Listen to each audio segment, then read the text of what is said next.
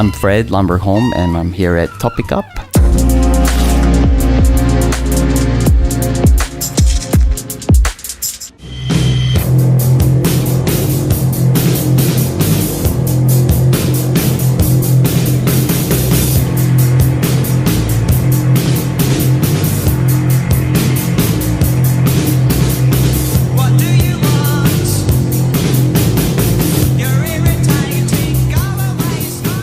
This is my favorite Pill record, absolutely, and and there was a time in my life when I listened to it way too many times, probably, and did a lot of damage.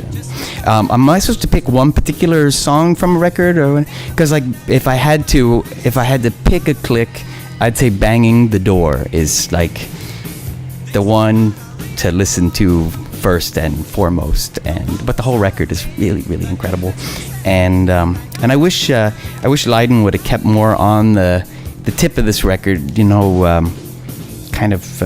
Pill went downhill, I think, after this.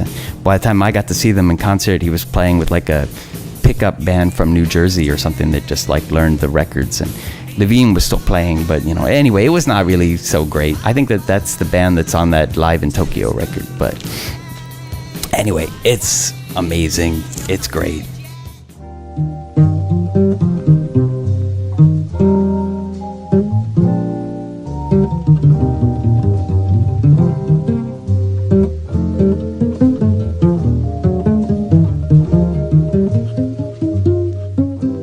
Jazz.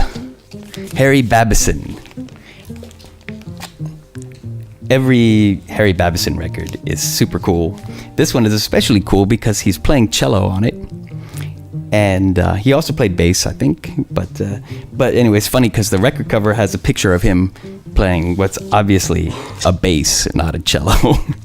But he's not the bass player on the record. So somebody at the label thought that was, I don't know what they thought. What were they thinking? I mean, what was the record label thinking when they put this instead of a picture? Because there's other records of his where he's holding a cello, and so anyway, and on this record he plays cello all the time.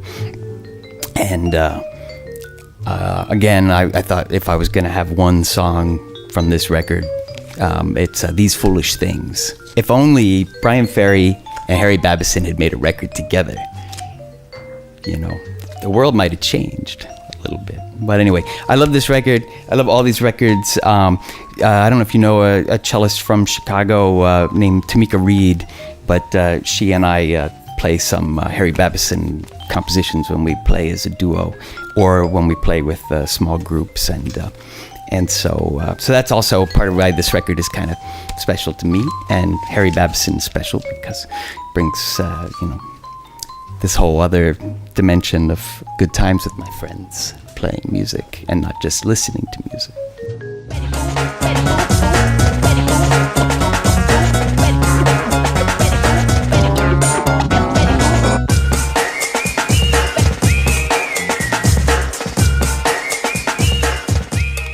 Then we have Betty Boo. I know, probably you're like, what the? Who? What? Why? And there's no really good reason. It's like, this is just garbage bubblegum pop. I'm kind of surprised you have it in the store, to be honest. But it has a special warm spot in my heart. Anyway, this record has this kind of funny place in my heart because right when I first started dating my now wife of 27, 28 years or something, a friend of hers got her a subscription as a joke to Sassy magazine. And anyway, because she was a subscriber to Sassy magazine, the record label that was promoting Betty Boo sent all of the subscribers a free single of Betty Boo, Doin' the Do with Betty Boo. And for some reason we like put it on and we listened to it. We thought it was funny, and it's still to this day kind of like we still reference this song between the two of us.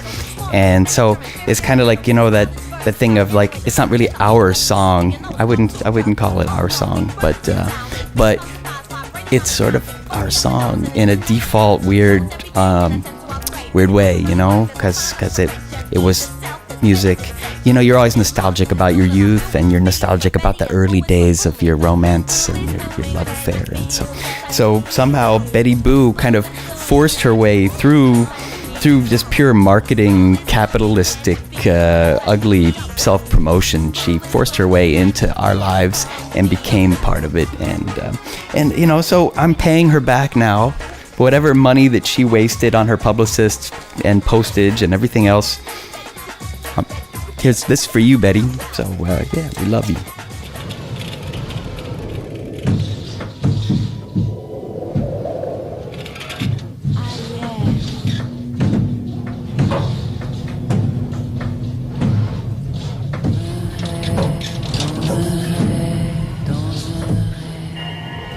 I don't know this pressing. I mean, I just listened to a little bit of it. There was an earlier release. I forget what label. This is on Migo, and I can never even say the damn piece's name because I have to read it because it's I don't know, Heterozygote. All of his stuff is amazing. If you're interested in music concrete and you know, classic studio, electronic studio music, you know, you can't go wrong with anything by him. And so I just grabbed this one because I thought people should know about it. If you don't know about it, you should know about it. You should check it out. It will blow your mind.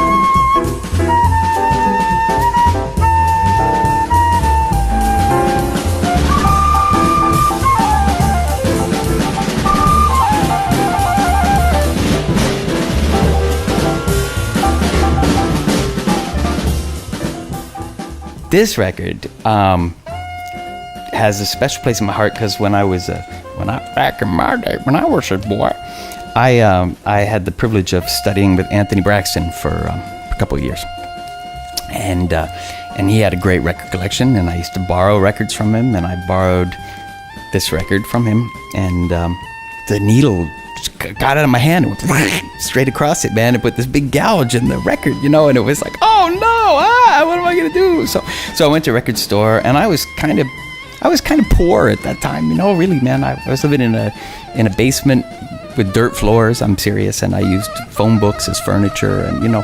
So anyway, so I went and I bought another copy, and I went to Anthony, and I was like, Anthony, I'm really sorry I scratched your record. I bought you another copy, you know, and I just, you know, wanted you to know that I'm sorry about that. And he said, you know, I'm not going to impersonate him, but you know, he's a lot of gravitas, you know. And he said, that record is trying to tell you something.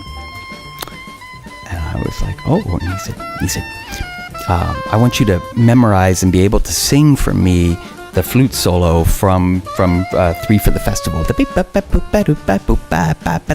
you know. And so then I had to do this, you know. It was like, you know, my professor has given me an assignment, and I already loved Babson, you know, and I already